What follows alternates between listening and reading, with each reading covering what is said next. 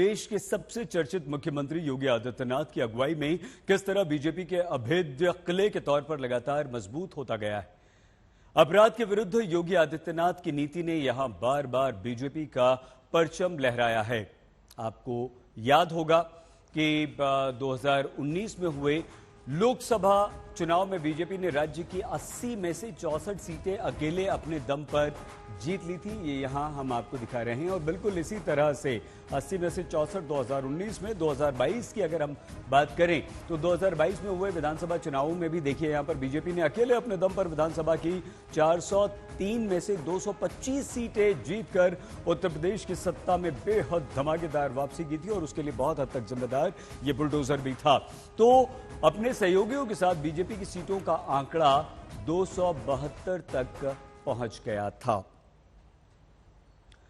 अब इस जीत ने राज्य में मुख्यमंत्री योगी आदित्यनाथ की लोकप्रियता को एक प्रकार से प्रतिष्ठित कर दिया। उत्तर प्रदेश में जनता ने योगी आदित्यनाथ के नेतृत्व पर मानो मोहर लगा दी और उसके बाद से राज्य में हुए लगातार हर उपचुनाव में बीजेपी ने जीत दर्ज की है और ये योगी आदित्यनाथ का ही, उनके नेतृत्व का ही कमाल है। तो उधर बुलडोजर के द्वारा बीजेपी 2024 में उत्तर प्रदेश में जबरदस्त चुनावी जीत की आस लगाए बैठी है, तो इधर विपक्ष बीजेपी को परास्त करने की रणनीति पर काम कर रहा है। बंगाल के मुख्यमंत्री ममता बनर्जी बहुत तेजी से सक्रिय हुई हैं। अखिलेश यादव से मिलने के बाद वो नवीन पटनायक से मिलने वाली हैं। ममता का प्रयास ये है कि वो 6 दल एक साथ आ जाएं जो न केवल बीजेपी के साथ हैं ना कांग्रेस के साथ, दोनों के साथ नहीं है। दरअसल ममता बनर्जी जो फॉर्मूला बना रही हैं उसमें कांग्रेस कहीं भी नहीं है। अब कांग्रेस ममता के इस दांव से तिलमिलाई हुई है।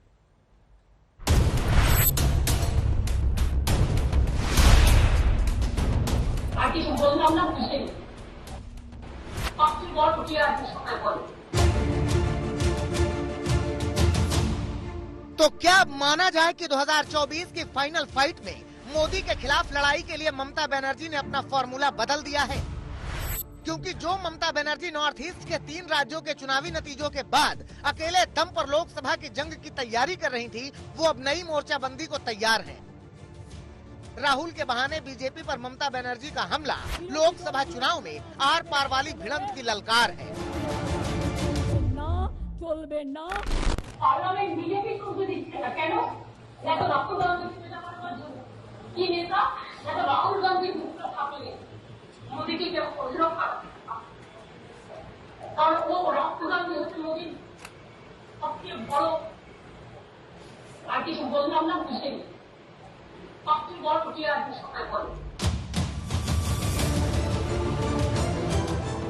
अखिलेश यादव से मुलाकात के बाद ममता बनर्जी का ये बयान उस अभियान का आगाज माना जा सकता है जो 2024 के चुनाव में नजर आ सकता है।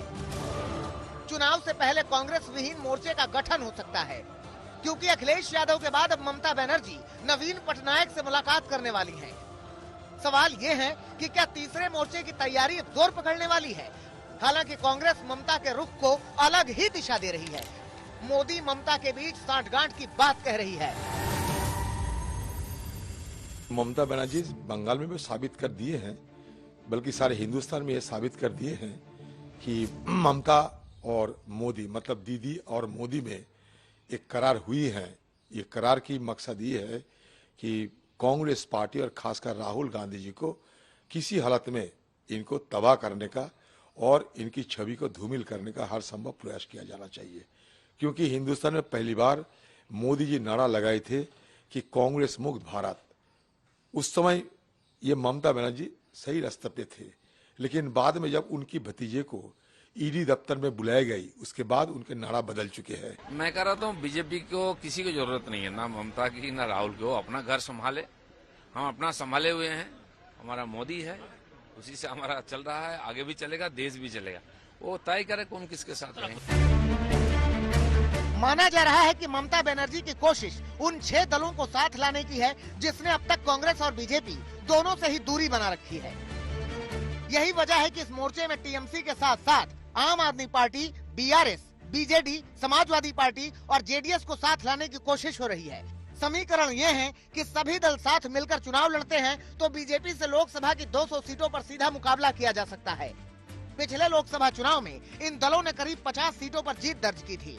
इन्हीं समीकरणों को ध्यान में रखते हुए अखिलेश यादव जैसे नेता भी कांग्रेस से अपनी भूमिका तय करने की बात कह रहे हैं। 24 के चुनाव को लेकर मोर्चाबंदी तेज कर रहे हैं। आदरणीय अगर ममता जी ने ये कहा है तो मैं समझता हूँ ठीक ही कहा है, उन्होंने कुछ सोच समझ के ही कहा होगा। बीजेपी की हमेशा कोशिश ये रहती है कि उसके सामने कोई स्ट्रॉन्ग अपोजिशन न दिखाई दे। और अगर आप पूरा रिकॉर्ड उठा करके देखेंगे, अगर कांग्रेस कमजोर न होती तो आज देश में बीजेपी न होती।